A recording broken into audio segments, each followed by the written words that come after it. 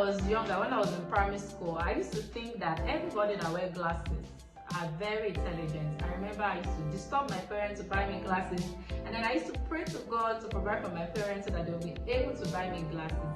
Funny enough, thank God he didn't answer that prayer. They never bought me glasses. But now I am grown. I can buy myself as many glasses as I want to, even though it's not that type of glass now. Welcome guys, I have another question with me. This is a very funny one. Please follow me through this question and then the answer I will be giving. Hi Love Gist, is it okay to pray for your boyfriend? I mean someone you are not married to, someone you are not yet legally married to. What is your take? So this lady is saying, she's asking this question, that is it okay to pray for your boyfriend? If I may understand you clearly, what if he did end up marrying you? I know that we've talked, so I actually know your fears. What if eventually you pray for him and he becomes successfully and he didn't marry you? Is that your fear? Auntie, whether you pray for him or not, if God wants him to be successful, he will be successful. You are not the only one praying for him.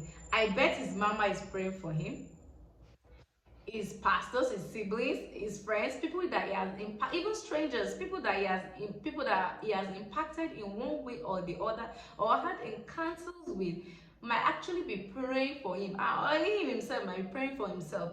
So it's not only your prayer that will make him successful. So the earlier you know this, the better for you. So is it okay, now back to your question, to pray for someone you are in a relationship with? Yes, of course. We all want to be associated with people that are successful in one area or the other.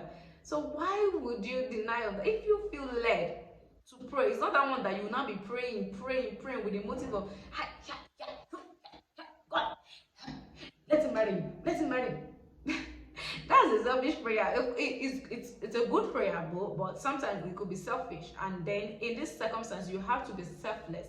You know, you have to be selfless. If you are led, not that every day you'll be fasting for one person, you'll be killing yourself for one person. No, if you are led, if you are inspired to pray for him, whenever the inspiration comes, you pray, you follow your spirit. Or whenever you're praying generally, you could include him and pray. But when you will now go on 5 months dry fasting, if possible, 1 year dry fasting, and then probably this person didn't end up with you, that effort that you have put in might make you feel very, very hurt. And I prayed for him and I supported his growth and I did this and I did, and lots of women, lots of people, don't let me say women, why am I always being biased?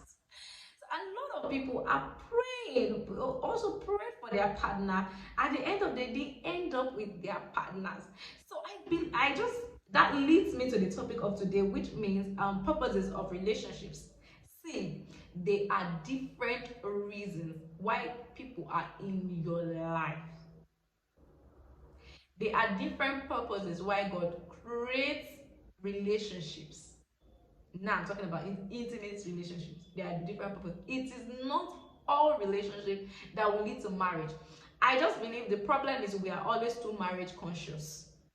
Yes, it is good to, in fact, when you're a mature person and you are dating, of course, marriage should be one of the purpose of dating, right? The purpose of being in a relationship should be marriage, but it is not the only purpose why relationships are created. There are sometimes when you meet your life partner, when you meet someone that you really synchronize with, some of you understand what I'm saying.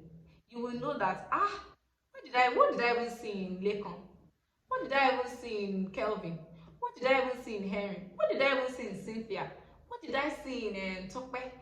Why was I even fooling myself? Look at everything I've been looking for is here. So if you're praying with a selfish motive, at the end of the day, this relationship did not end up the way you want it to end up, you will be hurt. So pray from a selfless point. Pray selflessly. Pray when you are led. Don't put it on your head. and then abandon your own load and then carry his own load on your head. You also have your own spiritual battles to fight. He also have his own spiritual battle to fight. You also have your own village people to fight. He also has his own village people to fight. Don't abandon your own village people and start fighting his own. At the end of the day, your own will now triple, double. I'm just kidding though. Your own will now double. There is him is now free. It's going. But the moment you realize that you have to do it from a selfless point, it is okay, it is good to pray for people you are in a relationship with. In fact, you want to be associated with successful people. So why wouldn't you want to pray for him? You pray for others. So when you are led, pray. It is a relationship, not be marriage, not kill yourself. So pray when you are led, pray when your heart directs you to pray. Pray when you want to pray. Pray when you are interceding for people. You pray for him. It's fine. And he also can pray for you. It's fine. You guys can come together and pray together. A relationship where all they do is pray for themselves. And it's working for them.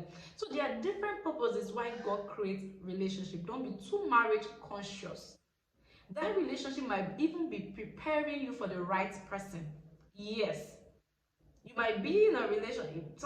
You might be in a relationship and that relationship is teaching you, not necessarily the person teaching you, but God might be taking you through a process with the wrong person before the right person comes. It doesn't even mean that person is wrong for you at that particular time.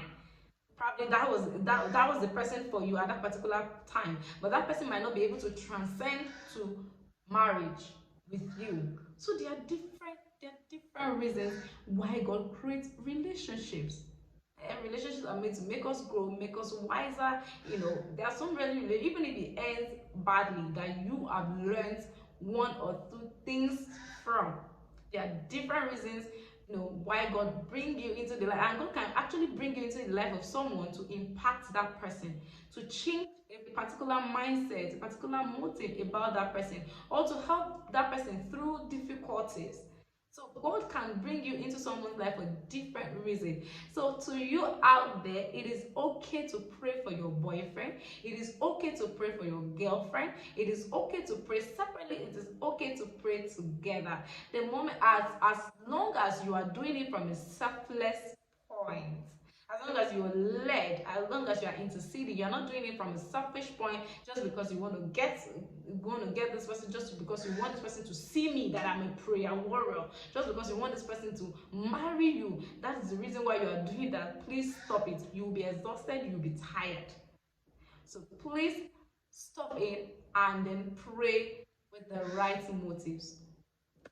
Hope I've been able to answer your question. I will see you in my next video.